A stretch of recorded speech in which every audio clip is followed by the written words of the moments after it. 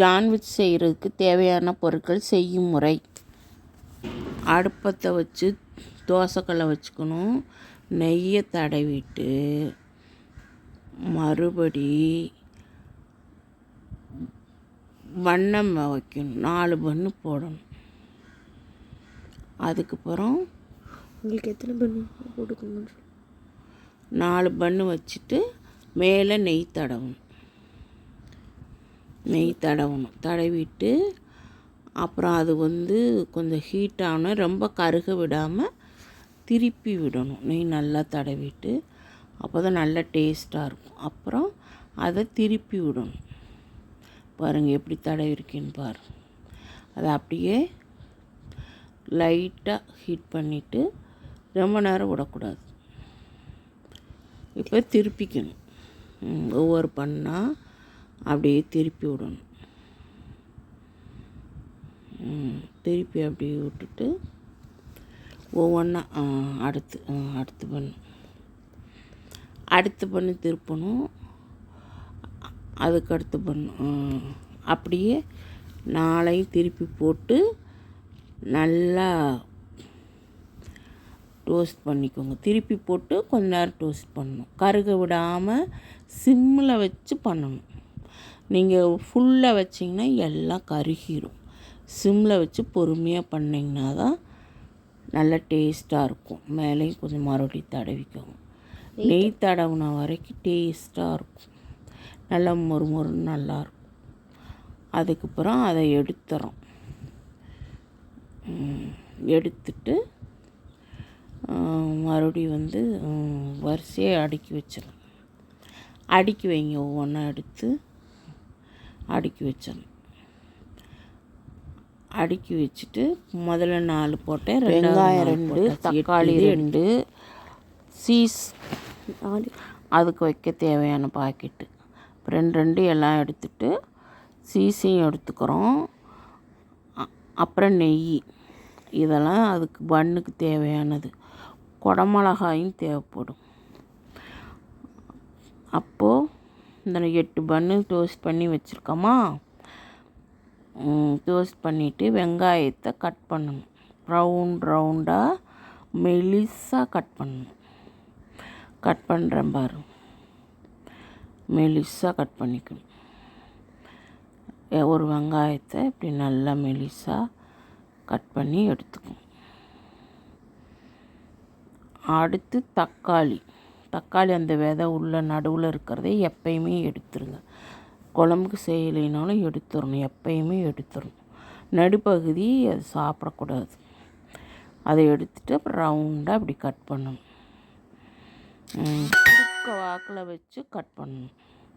சன்னமாக, ரொம்பவும் சன்னமாக இல்லாமல் ஒரு மீடியமாக கட் பண்ணணும். இங்கே பாருங்கள் எப்படி கட் பண்ணுறேன்னு பாருங்கள். கட் பண்ணி எல்லாம் ஓரமாக வச்சுட்டு அடுத்து சீஸ் வெட்டணும். கவரில் இருக்குல்ல, சீஸை கவரில் இருக்குது. அதை வெட்டிட்டு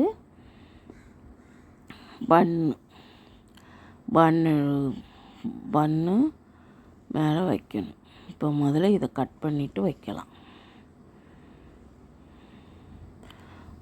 கட் பண்ணி எடுத்துக்கும். கவர்லேருந்து வெளியே எடுத்துடணும். இப்படி எடுத்து வச்சுட்டு மறுபடியும் பன்னு எடுத்துக்கணும். அப்புறம் அந்த சீஸ் அந்த பன்னு மேலே வைக்கணும். மேலேயும் வைக்கணும் மறுபடியும். இப்போ முதல்ல அடியில் வைக்கிறோம். பண்ணை வச்சோடனே முதல்ல வச்சிடறோம் சீஸ்.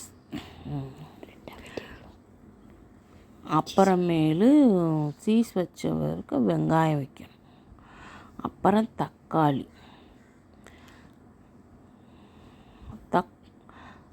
அப்புறம் இந்த சில்லி ஃப்ளேக்ஸு, அப்புறம் ஆர்கனி சீஸ் அந்த பாக்கெட்டில் எழுதியிருக்கு பாரு. அது 2ம் கொஞ்சம் கொஞ்சம் போட்டுக்கணும். மேலே தூக்கிக்கணும். சைடில் குடமிளகா வெட்டி ஒவ்வொரு பீஸ் வச்சிடணும். அப்புறம் மேலே அந்த 2 பொடியும் போடணும், கொஞ்சம் கொஞ்சம் தூவி விடணும். இதெல்லாம் போட்டால் கொஞ்சம் டேஸ்ட்டாக இருக்கும்னு வைங்களேன்.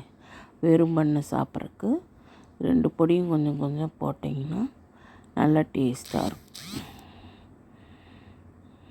சும்மாவும் இது தேவையில்லைன்னா நம்ம சும்மா கூட வெங்காயம், தக்காளி, நம்ம வீட்டில் இருக்கிற மிளகா வந்து 1-2 அடித்து வர மிளகா இருக்கு இல்லையா, அதை வந்து 1-2 அடித்து கூட நீங்கள் போட்டுக்கலாம். இதெல்லாம் வாங்கணும்னு நினச்சிங்கன்னா வீட்டில் இருக்க மிளகாத்தூளை இது பண்ணிக்கலாம். இப்போ சீஸை மேலே வச்சிடணும். ஒவ்வொரு பீஸும் வைக்கலாம், நம்ம நிறைய சேர்த்தக்கூடாதுங்கிறதுக்காக நான் ஒன்றை வெட்டி பாதியாக வச்சுருக்கேன். இன்னும் ஒன்று அடியில் ஒன்று மேலே ஒன்று கூட வைக்கலாம், நல்லா டேஸ்ட்டாக தான் இருக்கும். அது மாதிரியும் பண்ணிக்கலாம்.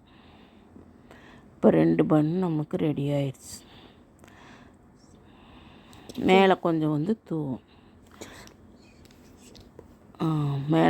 மேலே வந்து தூவும்.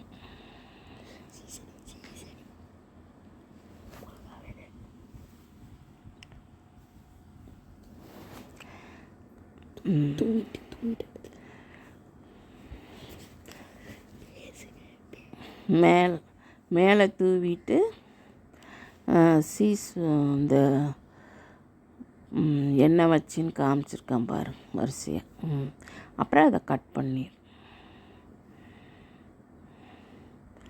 சில்லி ஃப்ளேக்ஸ் வந்து காரத்துக்காக தேவைன்னா தூவிக்கோங்க, இல்லைன்னா விட்டுருங்க. காரம் சாப்பிட மாட்டிங்கன்னா விட்டுருங்க.